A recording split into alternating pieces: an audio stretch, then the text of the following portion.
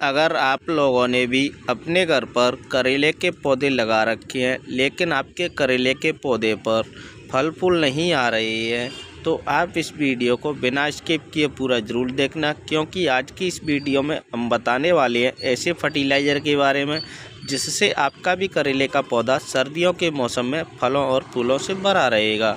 तो नमस्कार दोस्तों, स्वागत है आप सभी का हमारे लाइव गार्डन टिप्स चैनल पर। तो चलिए दोस्तों वीडियो को शुरू करते हैं। तो जैसा कि दोस्तों और आप सामने देख पा रहे होंगे, हमारे इस करेले के पौधे पर काफ़ी ढेर सारे फल आए हुए हैं। यदि दोस्तों इसी प्रकार से इस करेले के पौधे पर फल आते रहे तो शायद फलों की अनगिनत संख्या हो जाएगी। तो आप भी अपने करेले के पौधे पर सर्दियों के मौसम में इसी प्रकार से फल लेना चाहते हैं तो आप इस वीडियो को बिना स्किप किए ज़रूर देखना। तो दोस्तों मैंने यहाँ पर सर्दियों के मौसम में इस करेले के पौधे के लिए जाल बनाया हुआ है।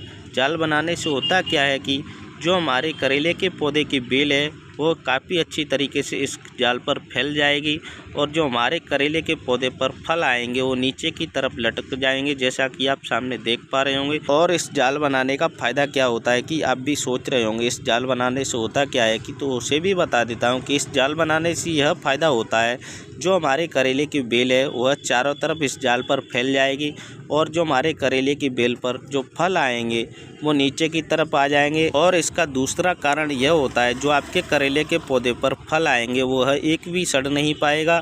यदि दोस्तों आप अपने करेले के पौधे को ज़मीन में लगा देते हैं तो आपके करेले के पौधे पर जो फल आते हैं वह धूल मिट्टी लगने से सड़ जाएंगे और आपका करेले का पौधा है जो अच्छी तरीके से ग्रोथ नहीं कर पाएगा। तो दोस्तों मैंने इसलिए जाल बनाया हुआ है क्योंकि जो हमारे करेले के पौधे की बेल है वह काफ़ी अच्छी तरीके से फैल सके और ग्रोथ कर सके। तो चलिए दोस्तों अब हम बात कर लेते हैं करेले के पौधे की केयर के बारे में।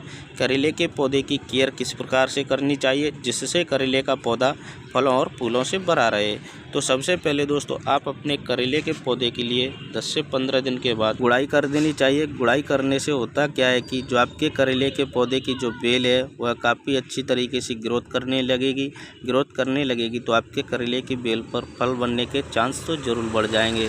और आप अपने करेले के पौधे की गुड़ाई करते समय साधारण सी चीज़ घरों में यूज होने वाली जिसे हम नमक बोलते हैं, तो आप अपने करेले की बेल में उस नमक को भी यूज कर देना है और साथ ही साथ पानी भी यूज कर देना है। तो चलिए दोस्तों अब हम आ चुके हैं करेले के पौधे की रूट्सों की ओर, जो कि आप सामने देख पा रहे होंगे। तो चलिए जल्दी से मैं इस करेले के पौधे की गुड़ाई करना शुरू कर देता हूँ। तो जैसा कि आप सामने देख पा रहे होंगे मैंने यहाँ पर इस करेले के पौधे की गुड़ाई करना शुरू कर दिया है। तो गुड़ाई करते समय आपको एक चीज़ का भी विशेष ध्यान रखना है, आप अपने करेले के पौधे की ज़्यादा गहरी गुड़ाई बिल्कुल भी नहीं करनी है। यदि आप अपने करेले के पौधे की ज़्यादा गहरी गुड़ाई कर देते हैं तो आपके करेले के पौधे की जो रूट्स हैं वह कट सकती हैं और आपका करेले का पौधा धीरे धीरे करके सूख सकता है।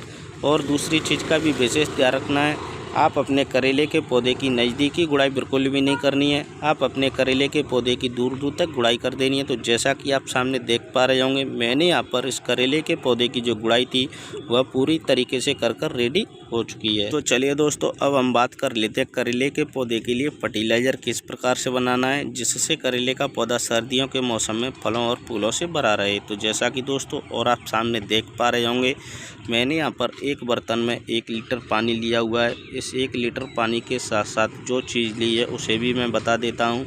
तो जैसा कि आप सामने देख पा रहे होंगे मैंने यहाँ पर इस 1 लीटर पानी के साथ साथ फिटकरी ली हुई है। इस फिटकरी को मैंने यहाँ पर 10 ग्राम के लगभग ली है।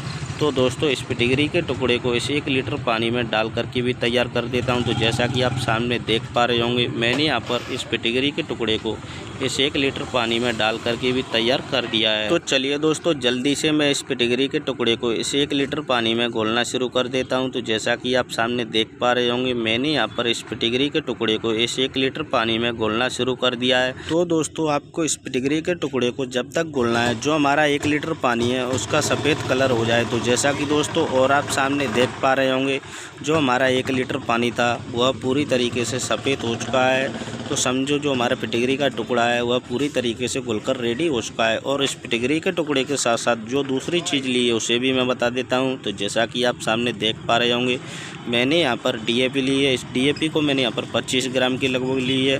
तो चलिए दोस्तों इस 1 लीटर पानी में इस DAP को भी डाल करके भी तैयार कर देता हूँ। तो जैसा कि आप सामने देख पा रहे होंगे मैंने यहाँ पर इस DAP को भी इसी के लिए 1 लीटर पानी में डाल करके भी तैयार कर दिया है। तो चलिए दोस्तों, जल्दी से मैं इस DAP को भी घोलना शुरू कर देता हूं। तो जैसा कि आप सामने देख पा रहे होंगे, मैंने यहां पर इस 1 लीटर पानी में इस DAP को भी घोलना शुरू कर दिया है।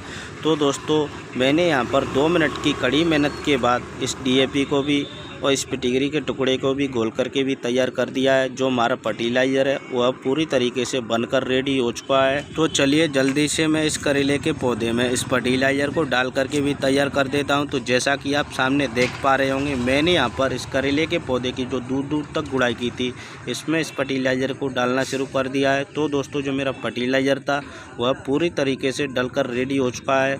तो दोस्तों, आप इतना काम कर लेते हैं तो आपका भी करेले का पौधा सर्दियों के मौसम में इसी प्रकार से फलों और फूलों से भर जाएगा।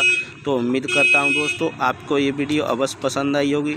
अगर वीडियो पसंद आई तो वीडियो को लाइक शेयर ज़रूर कर देना।